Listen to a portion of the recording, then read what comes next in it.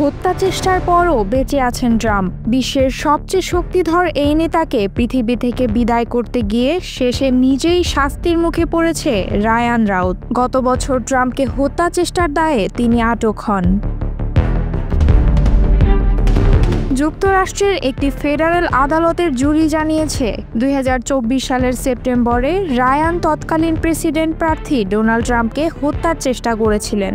মার্কিন attorney general পাম বন্ডি জানিয়েছেন, ফ্লোরিডার গলফ ক্লাবের কাছে ঘটে যাওয়া এই ঘটনার তদন্ত শেষে রাউতকে দোষী সাব্যস্ত করা হয়েছে।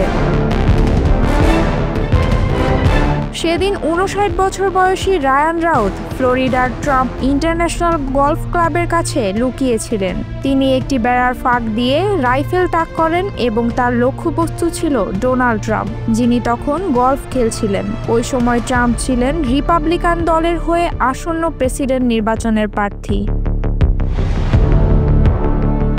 রাউথের বিরুদ্ধে মোট 5টি অভিযোগ আনা হয়েছিল। সবগুলোতেই আদালত তাকে দোষী সাব্যস্ত করেছে। তার অপরাধগুলোর মধ্যে রয়েছে ফেডারেল নিরাপত্তা কর্মকর্তাকে বাধা দেওয়া এবং অবৈধভাবে অস্ত্র বহন। এসব অপরাধের কারণে তার সর্বোচ্চ শাস্তি হতে পারে যাবজ্জীবন কারাদণ্ড। মামলার সাক্ষ্য অনুযায়ী ঘটনার দিন রাউত গলফ কোর্সে গুলি ছোড়ার আগেই পালিয়ে যায়, কারণ ট্রাম্পের আগেই একজন সিক্রেট সার্ভিস এজেন্ট রাউতকে রাইফেল সহ দেখে গুলি চালান।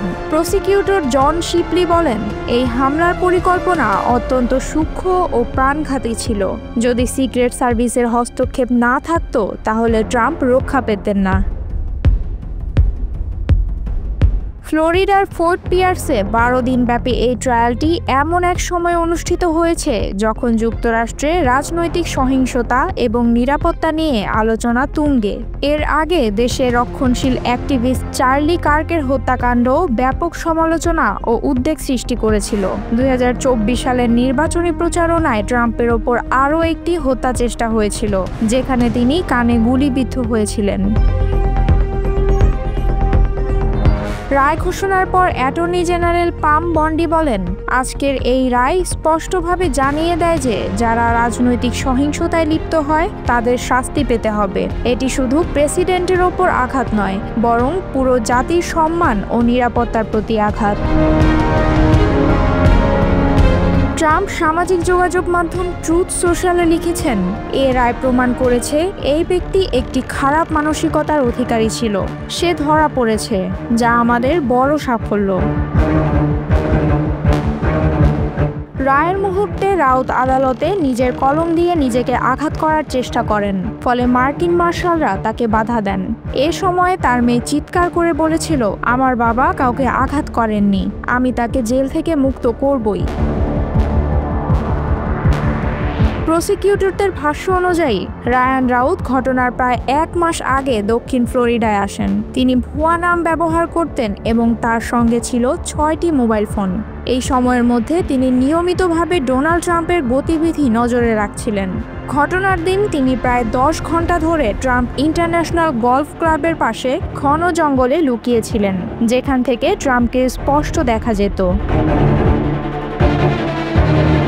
তদন্তকারীরা জানিয়েছেন, রায়ান যেখানে লুকিয়েছিলেন সেখান থেকে একটি আধা স্বয়ংক্রিয় রাইফেল, 2টি ব্যাগ এবং একটি ভিডিও ক্যামেরা উদ্ধার করা হয়। ব্যাগগুলোতে ছিল ধাতব পাত, যা বুলেট প্রুফ জ্যাকেট বা নিরাপত্তা পোশাকে ব্যবহৃত হয়।